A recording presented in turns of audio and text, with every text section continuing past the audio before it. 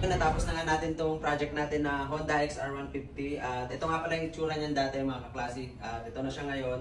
So ano-ano nga ba yung mga piyesang pinalitan natin dito at hindi natin pinalitan? Explain natin yan isa-isa. Let's go! Bago nga pala natin umpisahan, dito nga pala inspired tong build na to sa build ng Asper Custom sa ibang bansa pa yan. So yan yung nagustuhang design ng client natin at yan naman yung ginawa natin dun sa unit. Tapos iniba lang natin yung kulay ng tangke at yun naman yung request ng kliyente natin doon. So ano-ano nga pala yung mga piyesang pinalitan natin dyan at saka hindi pinalitan. Siyempre unang-una dito sa headlight, pinalitan na natin yan ng round LED headlight na Eagle Eye. Tapos low rise handlebar, naglagay din tayo ng side mirror na maliit. Tsaka hand grip, diamond hand grip. Tapos dito sa fork niya mga ka-classic, yan pa rin naman yung stock. Bali, nagpalit lang tayo dito ng fork boots ng XR200. Tapos sa mga gulong naman, naglagay tayo ng 110 sa harap by 17, tapos 130 sa likod. Tapos sa rim naman, SPD rim, nagpalit din tayo dyan ng 3.50 sa likod, tapos 3.0 naman sa harap. Tapos palit rayos na rin yan. Tapos dito sa custom seat mga ka-classic, ayan, diamond lang din.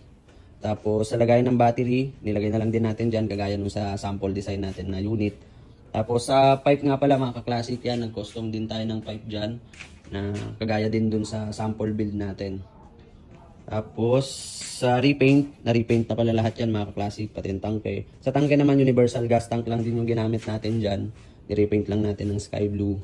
Tapos naglagay tayo ng sticker na ganyan. Tapos Honda emblem. Tapos dito naman sa chassis niya mga ka-classic, nagpalit na nga pala tayo dito sa bandang likod. Nag-customize na tayo ng mga tubo dyan para magaya natin yung sa sample design natin. Tapos sa swing arm, stock lang din. Yung mga hub, stock. Tapos dito nga pala mga ka-classic, nagpalit din tayo ng retro digital panel or speedometer. Dito din natin nilagay yung susian. Yan. Paganahin natin. So, yan siya. Tapos, yan nga pala yung signal light niya mga ka-classic sa likod. Naglagay din tayo dyan ng tail light na strip.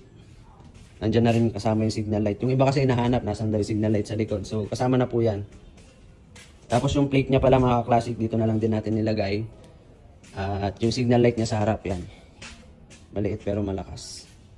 So, yan yung mga pinalitan natin tsaka hindi pinalitan. Sa makina, stock lang din, ni-repaint natin. Sa carb, stock lang din. Tapos naglagay na lang tayo ng mushroom na air filter. So ano pa nga ba? Stock lang din yung disc brake tsaka preno niya sa likod, yung brake drum niya. Stock pa rin yun mga ka-classic. So yan yung naging resulta niya. Kaya naman na yan lahat, inaantay na lang natin yan na kunin ng may-ari. Bale, sa mga gusto palang magpagawa mga ka-classic, mag-PM lang kayo sa Facebook page natin. Ayan. At sa mga gustong tumawag, yan po yung number natin. Ito yung address sa mga gustong magdala ng unit para magpa-build ng mga gantong design. Or may mga gusto kayong design, isend nyo lang po sa page namin para magawa natin yung mga gusto nyong design ng motor nyo.